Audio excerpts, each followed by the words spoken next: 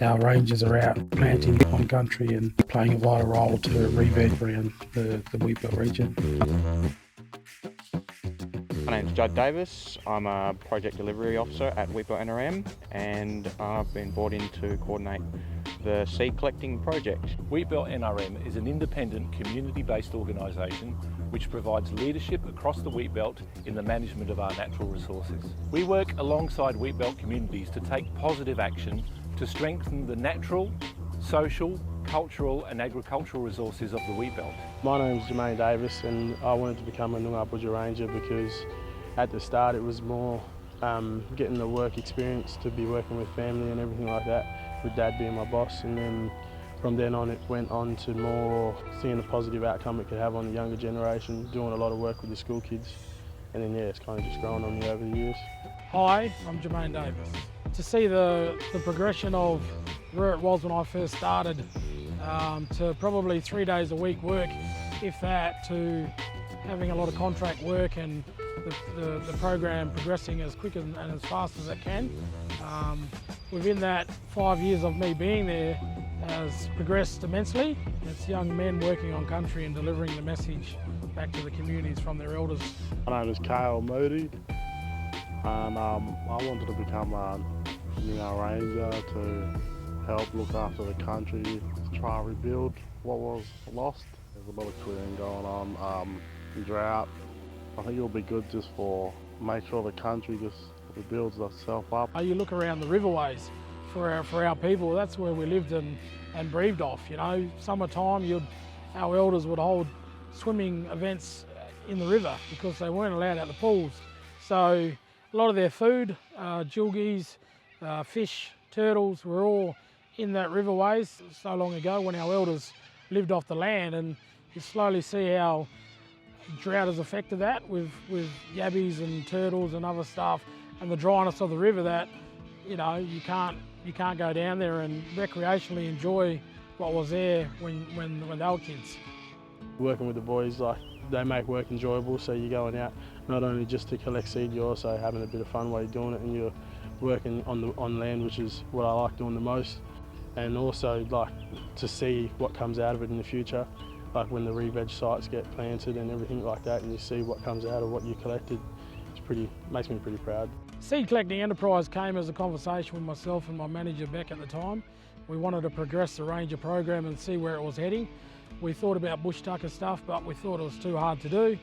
Came up with the concept of a seed collecting idea and progressed that into a seed collecting business because I thought at the time that was where everything was heading to, that sort of space with clearing of land and mining sites and stuff like that. So seed collecting was really important, and we didn't think at the time that we would progress as quick as we have and as well as we have in that short time. First off, with the environmental positives, just to see plants growing in the ground is inspiring. To see plants coming back on country. Part of growing up, I used to go out the bush with my grandfather, Kevin Davis, who was an elder for the Wheatbelt region. So he taught me a lot about the bush and traditional ecological knowledge. And I remember back then doing things like fire restoration and seeing plants come up just from reactiveness with fire, the fire ephemeral plants. So that just brings me back to memories with Pop and him telling me why it was so vital that we teach the younger generation to bring back plants and to restore our country. It's really interesting to learn about new things, especially plants, learning the names and stuff, and also getting some knowledge to pass down also. It's just good to see local Noongar people getting back on country, earning a day's wage, but also learning about their country, not just through the Western science, but also through traditional ecological knowledge and having that connection to culture.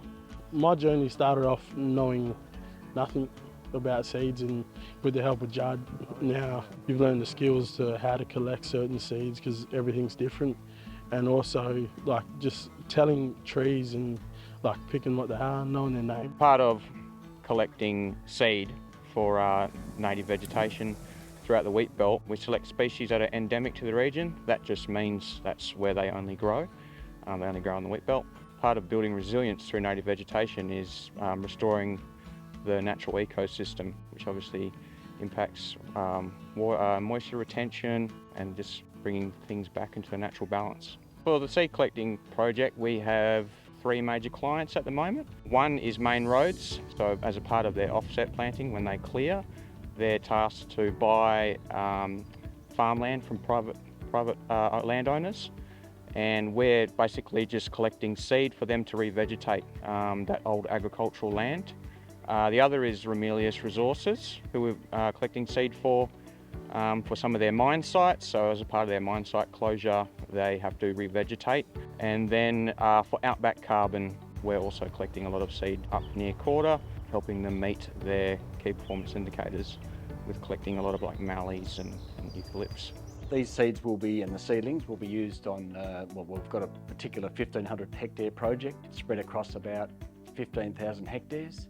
And with that, we want to try and link up the remaining remnant vegetation that's there and to create wildlife corridors through the landscape, and also to help with the drought mitigations. And we've been really proud to be, I guess, the inaugural client, if you like, of the Wheatbelt Ranger program. And to have Judd and his crew out there collecting for us has been a really great opportunity for us. This work is really vital now, not just the work itself, but education, just to educate people who come out with me regularly so they can understand why it's so vital that we're putting trees back in the ground. Obviously the re-veg that will come out of it in the future with all the companies that we're doing work for, and also gaining more skills, and then when we get new rangers come on or new people that come to help us out, you can teach them what you learned over your years of doing what you're doing. Especially in the Wheatbelt, which is my locality, you just see the trees less and less, which is going to affect us pretty badly in the long run if we just keep letting the trees get cleared and not put anything back.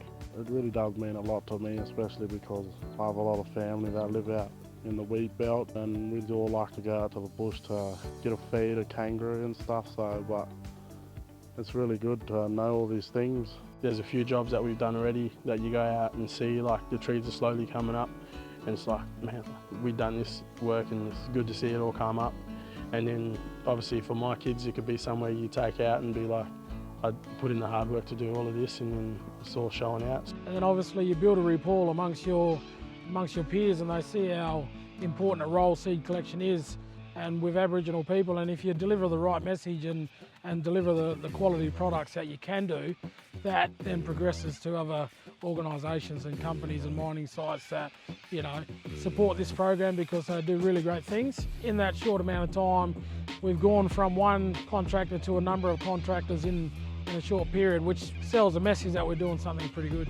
You've heard a number of stories today about drought and how it's impactful on the community, and I guess on a emotional sense for Aboriginal people, it's around our waterways and stuff like that usually a meeting ground for our people. So I know myself as a young kid growing up, swimming around water holes and main rivers, and today you can't do that.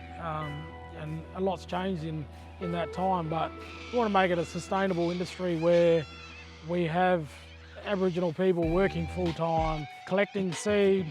I guess the ideal future for me in terms of people interacting with the bush would be give and take, so realising that yes, we do have natural resources and they have a lot to give, but also we have to be actively managing and maintaining and sustainably using the resources so that we don't deplete them and then have nothing left for future generations and those who come 50 to 100 years later.